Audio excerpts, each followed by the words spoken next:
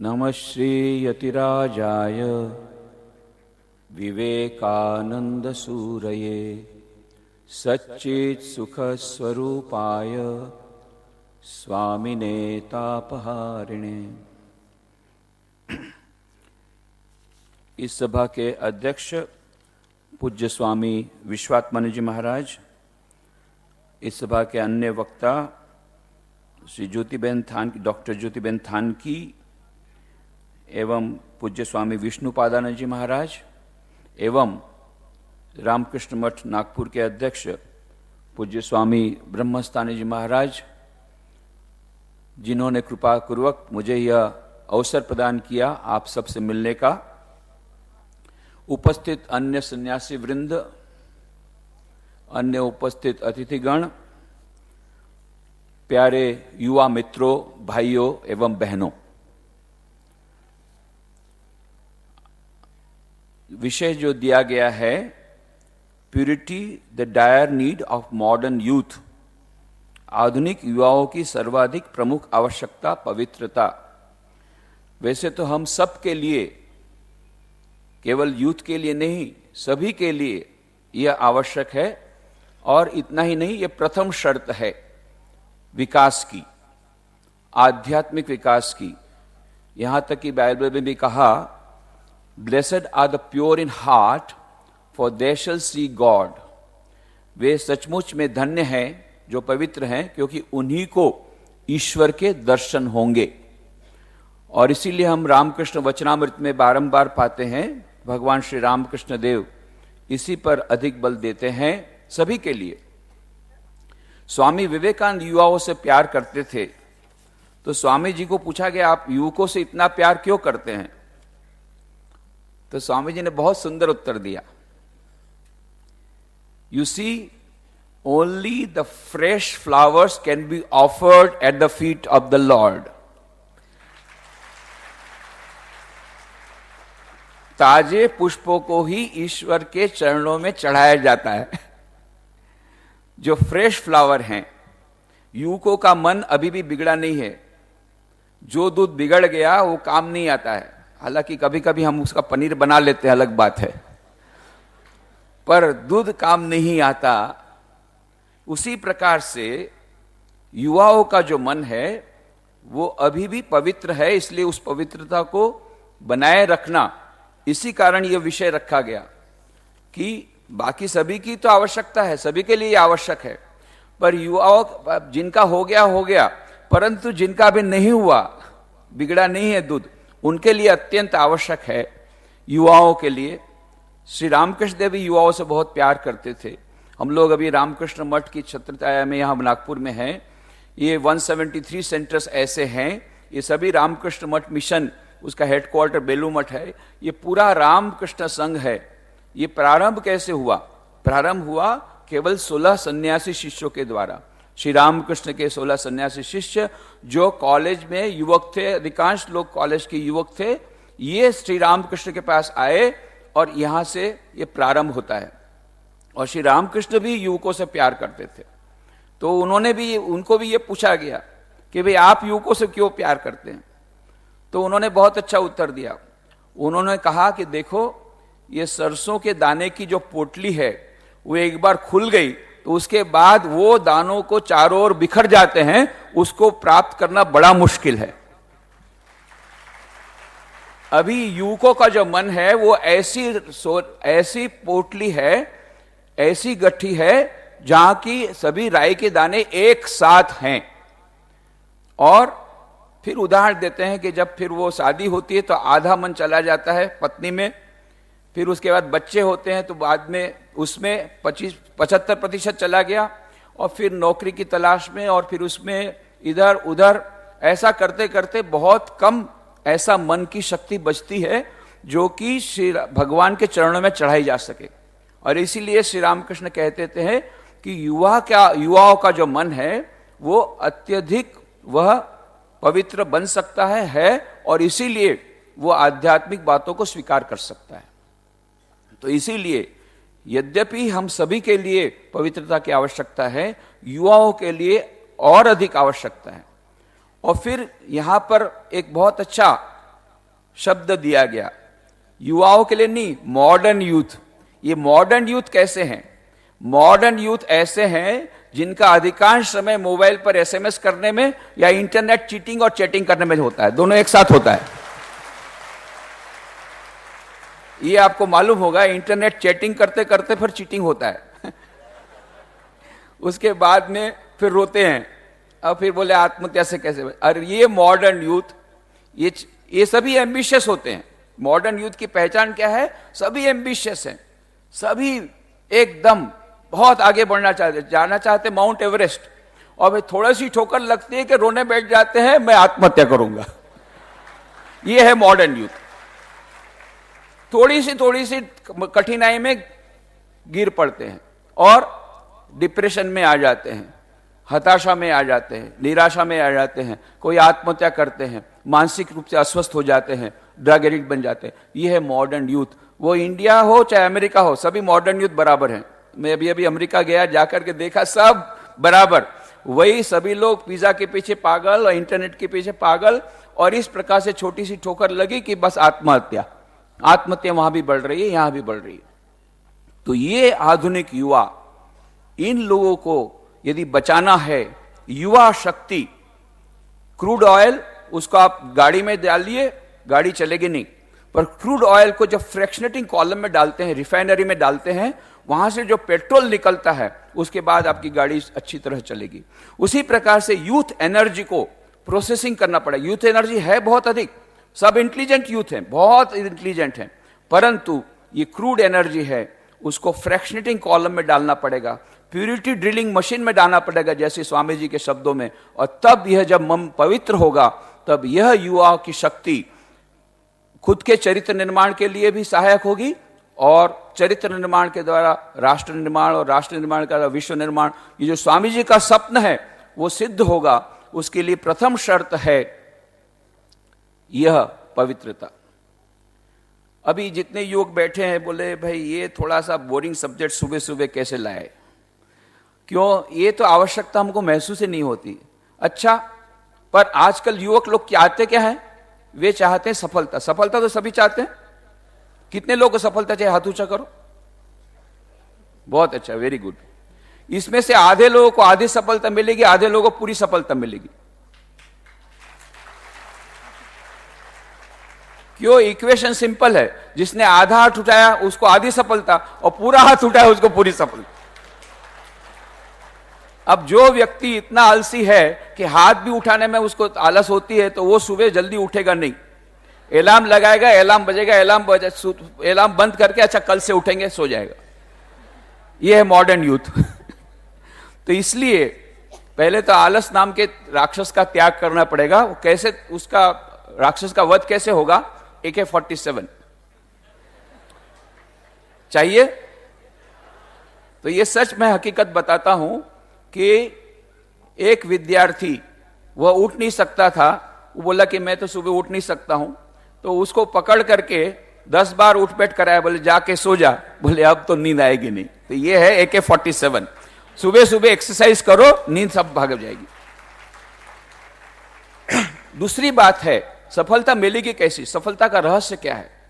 Ralph Waldo Emerson, America के बहुत महान चिंतक हो गए, उन्होंने बहुत अच्छी बात कही। The secret of success in trade, in war, in every management of human affairs is the concentration of mind. जीवन के प्रत्येक क्षेत्र में सफलता का रहस्य है मन की एकाग्रता। खेलकूद में, पढ़ाई में, संगीत में, प्रत्येक क्षेत्र में सफलता का रहस्य है मन की एकाग्रता। जितने महापुरुष हुए उनके सफलता का रहस्य है मन की एकाग्रता। स्वामी विवेकानंद इतने महान हुए, सफलता का रहस्य क्या है? मन की एकाग्रता। स्वामी विवेकानंद ने खुद ने कहा, if I have to do my education over again, I will not undergo the present system of education. First, I will learn how to control my mind, how to concentrate my mind, and the information I can have at my own will.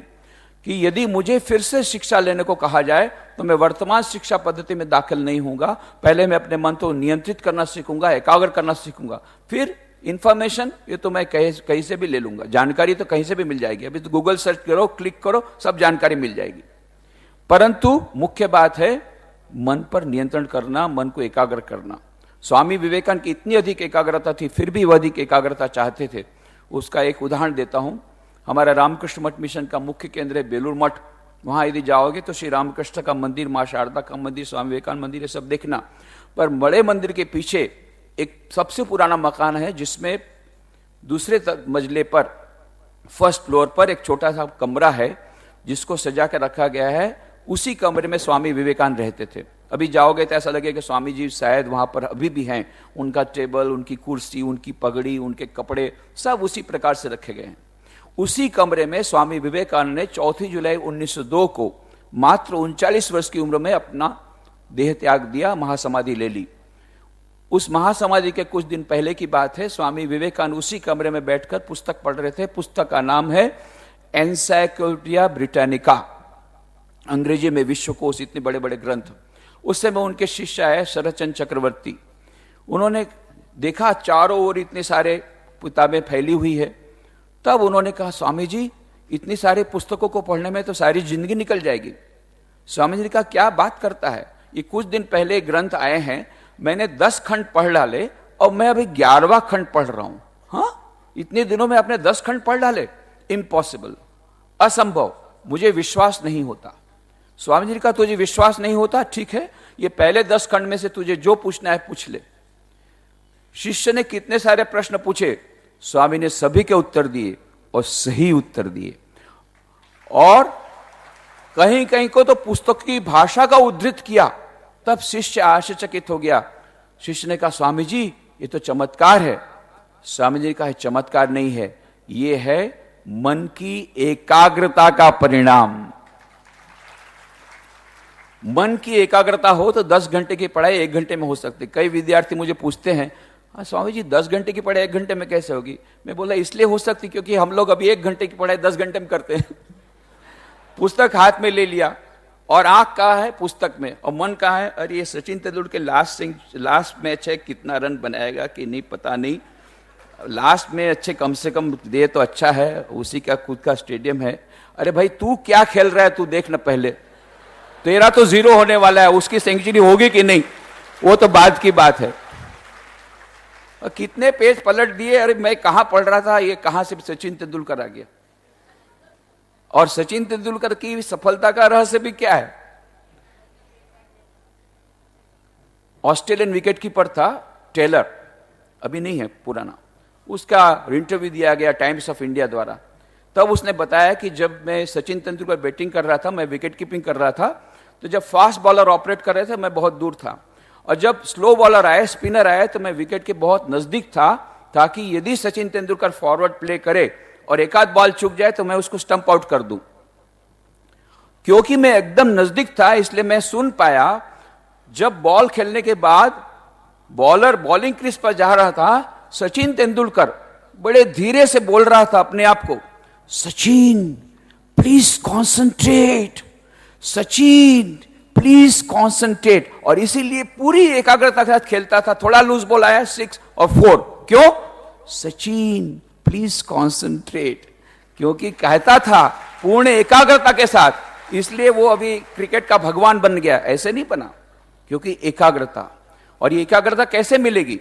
Swami Vivekananda ji को स्वयं को पूछा गया, शरद चक्रवर्ती ने कहा, स्वामी जी ये एकाग्रता, ये चमत्कार है? कहीं नहीं, चमत्कार नहीं है, ये मन की एकाग्रता का परिणाम है। तो कैसे मिल सकती है? उन्होंने कहा, मन के पवित्रता के द्वारा असंभव कार्य भी संभव हो जाते हैं। ये स्वामी जी ने शिष्य शरदचंद्र चक्रवर्ती को कहा। और केवल पढ़ने में नहीं, प्रत्येक क्षेत्र में सफलता मिलती उस एकाग्रता के द्वारा, जो कि मन की पवित्रता के द्वारा हासिल होती है। स्वामी जी जब दूसरी बार अमेरिका गए तब की बात है। रिजली मैनर नाम की जगह है, मैं अभी अभी वहां गया था पिछले महीने, तो बहुत सुंदर जगह है जहां पर स्वामी जी 10 सप्ताह रहे। और वहां पर पास में ही एक पहाड़ है, वहां पर एक बार स्वामी जी पहाड़ पर गए और फ्रांसिस लेगेट, उनका वो मकान था, फ्रांसिस लेगेट भी थे साथ में। और फ्रांसिस लेगेट का एक लड़का था, 16 साल का लड़का, हॉलिस्टर उसका नाम था। उसके साथ स्वामी जी की तो फ्रेंडशिप जल्दी हो जाती यूको से, उसके साथ उसकी फ्रेंडशिप हो गई। तो हॉलिस्टर के साथ ऊपर गए, ऊपर जाकर के देखा वहां पर यह गोल्फ का मैदान था। स्वामी जी ने कभी गोल्फ का मैदान देखा नहीं था। बोले क्या बात है? बोले ये गोल्फ का खेल है, उसमें स्टिक के द्वारा बॉल को मारना पड़ता है, 4-5 बार 8-10 बार मारते मारते वो जो खड्डा है उसमें वो चला जाता है। ये उसकी खेल है। स्वामी जी ने कहा मैं यदि एक ही शॉट में उस खड्डे में डाल दूं तो? हॉलिस्टर ने कहा इम्पॉसिबल, ऐसा हो सकता नहीं, आज तक किसी ने किया नहीं, हो ही नहीं सकता, आपने कभी खेला ही नहीं, आपको क्या मालूम। अब बोले यदि कर दूं तो शर्त लग जाए? तो हॉलिस्टर ने कहा शर्त लग जाए। तो कितना देगा? बोले $1 दूंगा। उस समय फ्रांसिस लेगेट आके बोले क्या बात हो रही है? बोले ये स्वामी जी बोलते एक ही शॉट में वहां खड्डे में डाल देंगे, आज तक उनको गोल्फ क्या है पता नहीं खेल, तो बोलते खड्डे में डाल देंगे। Swami you do not know, this is a very different type of game, I bet I will give you $10 if you can do that. मैं $10 दूंगा यदि आप कर देते हैं। स्वामी जी ने स्टिक लगाई और एक शॉट में सीधा वो बॉल गया उस खड्डे में, और ये दोनों आश्चर्यचकित हो गए, बाप बेटे दो ऐसे अवाक होकर रह गए। तब फ्रांसिस लेगेट ने कहा Swami do you have any supernatural power, कि आपके पास कोई दिव्य शक्ति है क्या जिसके द्वारा किया? बोले कोई दिव्य शक्ति नहीं है। तो how did you do it? बोले simple, I know simple mathematics, I calculated distance between this spot and that hole. This is number one. And I told to my mind, if you can put this ball into that hole, you will be richer by $10. And that was it. बोले मैंने दो ही बात किया, मैंने मन में गणित लगाया, यहां से वहां तक का डिस्टेंस कितना है और इसलिए कितना जोर से मुझे मारना पड़ेगा, वो स्ट्रेंथ कितनी लगेगी हाथ की, वो बताया अपने मन को, और अपने मन को बताया यदि तू वहां डाल देगा तो $10 मिलेगा और चला गया। तो ये स्वामी जी की इतनी सफलता मिलती थी। यदि हम सफलता चाहते हैं तो स्वामी विवेकानंद की ओर देखें, और उनको ये सफलता मिली, उसका श्रेय वो देते थे। कि प्रत्येक क्षेत्र में सफलता का रहस्य है मन की एकाग्रता। अब मन की एकाग्रता मिलेगी कैसे, ये है जानना है ना, जानना है ना, मन की एकाग्रता कैसे मिलेगी? कौन कौन जानना चाहता है? अभी पूरा हाथ ऊंचा हो रहा है, ठीक है।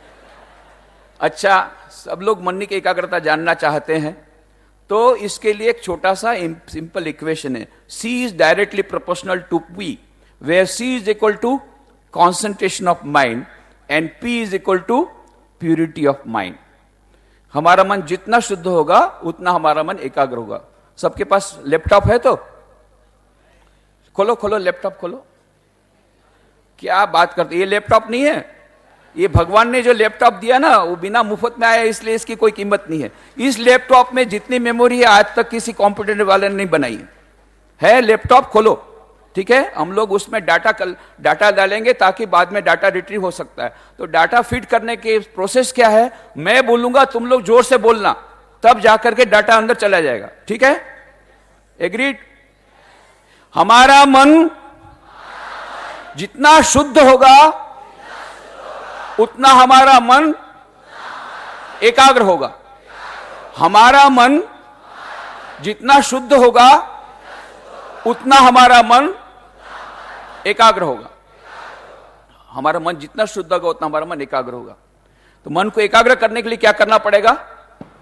मन को, अच्छा, मन शुद्ध कैसे होगा, अब ये भी जानना जरूरी है। तो उसका दूसरा इक्वेशन है, आहार शुद्धौ सत्व शुद्धि, सत्व शुद्धौ ध्रुवा स्मृति ही। आहार शुद्ध होगा तो बुद्धि शुद्ध होगी, और बुद्धि शुद्ध होगी तो स्मरण शक्ति अक्षुण्ण बनेगी। तो आहार का मतलब होता है, एक तो हम लोग मुंह से खाना खाते हैं, वो कैसा होना चाहिए, जैसे जो हमारे मन को चंचल न करे। पर हम लोग को तो क्या खाना अच्छा लगता है, सब युवकों को, चाहे अमेरिका हो चाहे भारत, सबको पिज्जा अच्छा लगता है और बर्गर और चाउ चाउ, ये सब फास्ट फूड अच्छा लगता है, मेरे को मालूम है सब। तो इसलिए, और फिर वो खाने के बाद मन चंचल होता है, बोले ये मन एकाग्र क्यों नहीं हो रहा है, पढ़ाई में क्यों नहीं हो रहा है। तो एक तो हम लोग मुंह से जो खाते हैं वो आहार, वो ऐसा होना चाहिए जिस मन को चंचल न करे। पर एक तो आहार तो केवल मुंह से नहीं लेते हैं, हम अपने आंखों से भी लेते हैं, कानों से भी लेते हैं। तो गांधी जी के 3 बंदर सबको मालूम है, बुरा मत, बुरा मत, बुरा मत, बहुत अच्छा। अभी मैं तुम लोगों को और 3 बंदर की बातें करूंगा, स्विट्जरलैंड के 3 बंदर। हमारे एक स्वामी जी गए थे, वरिष्ठ सन्यासी, वेदांत के प्रचार के लिए स्विट्जरलैंड।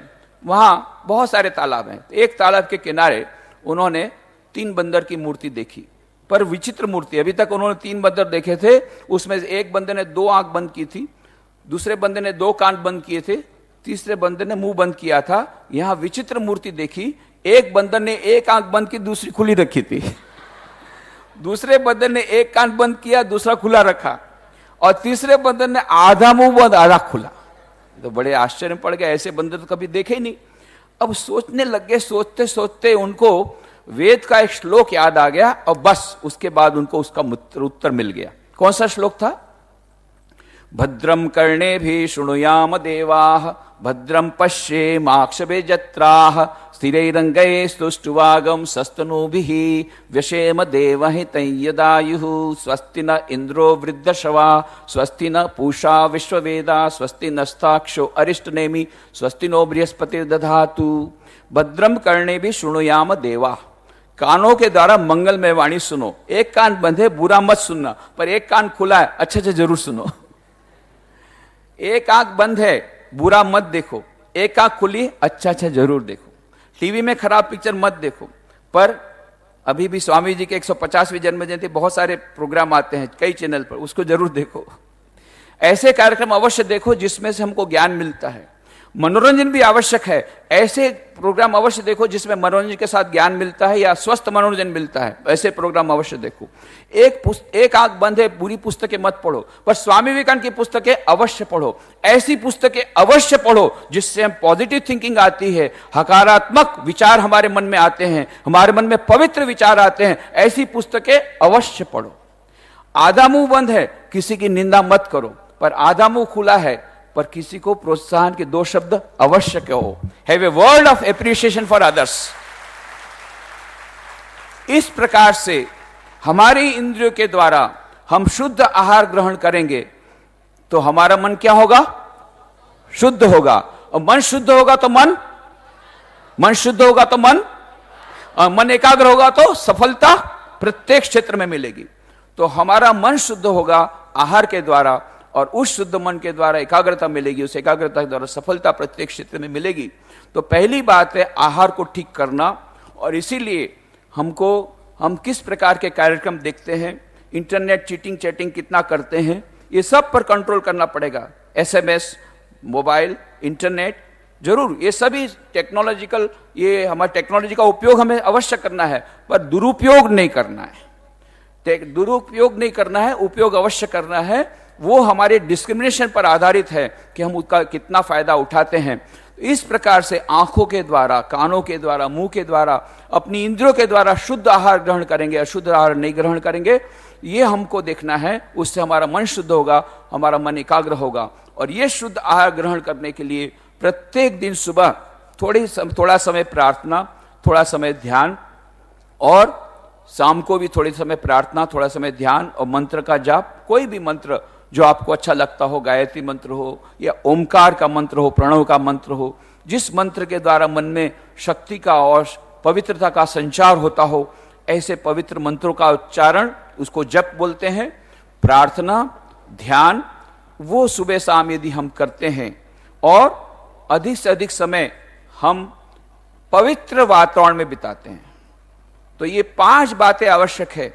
मन को यदि हम पवित्र करना चाहते हैं तो 5 बातें आवश्यक है। पहला मंत्र का जाप, दूसरी प्रार्थना, तीसरा ध्यान, चौथा है स्वाध्याय, अच्छी किताबों को पढ़ना।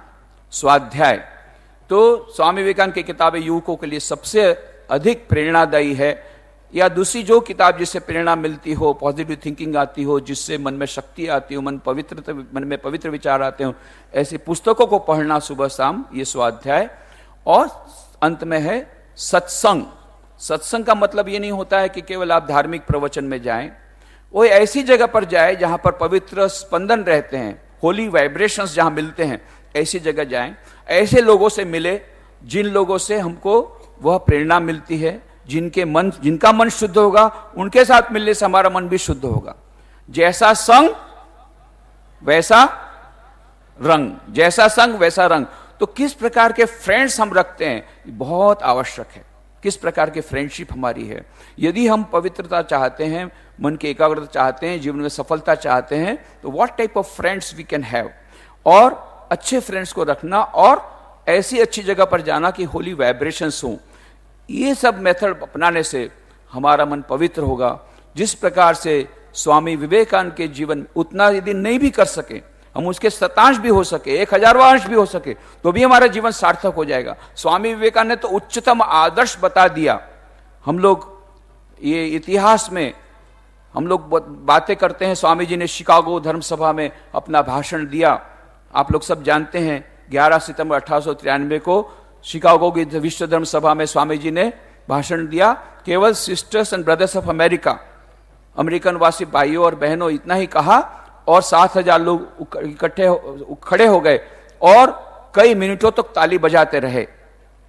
स्वामी जी का 5 मिनट का भाषण था, आधा समय तो ताली बजाने में ही गया और बाकी के 2.5 मिनट में उन्होंने जो भाषण दिया, सारे विश्व का इतिहास बदल गया। दूसरे दिन समाचार पत्रों, न्यूयॉर्क हेराल्ड, वहां का समाचार पत्र से लिखा, the greatest figure in the parliament of religions is Swami Vivekananda. Greatest figure in the parliament of religions is Swami Vivekananda.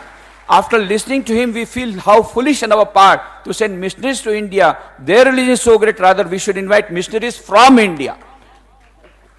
उनका धर्म तो इतना महान है कि हमको वहां से, भारत से मिशनरी को लाना चाहिए। सारे पूरे हमारे सनातन धर्म का झंडा फरकाया, विश्व विजय मान लो कर लिया उन्होंने। उसी एक संक्षिप्त भाषण में आज तक के जितने, किसी ने रिसर्च करके देखा कि आज तक के जितने भाषण हुए, उसमें सबसे अधिक भाषण जो सबसे ज्यादा लोकप्रिय हुआ हो या सबसे ज्यादा जिसने इंपैक्ट किया हो, ऐतिहासिक हिस्टोरिकल इंपैक्ट, तो वो है स्वामी विवेकानंद द्वारा 11 सितंबर को 1893 को दिया हुआ भाषण।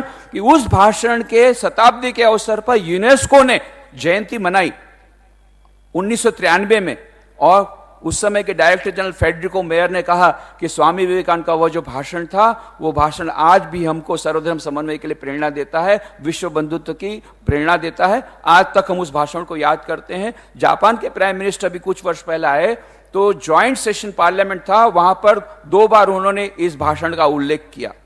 तो ये जो भाषण स्वामी विवेकानंद दिया और इतने जो प्रसिद्ध हुए, उसके पीछे रहस्य क्या है? तो उसका रहस्य स्वामी जी ने खुद ने कहा है। तो स्वामी जी बात कर रहे थे, कैंप टेलर नाम की जगह है, वहां पर कैंप टेलर नाम की जगह पर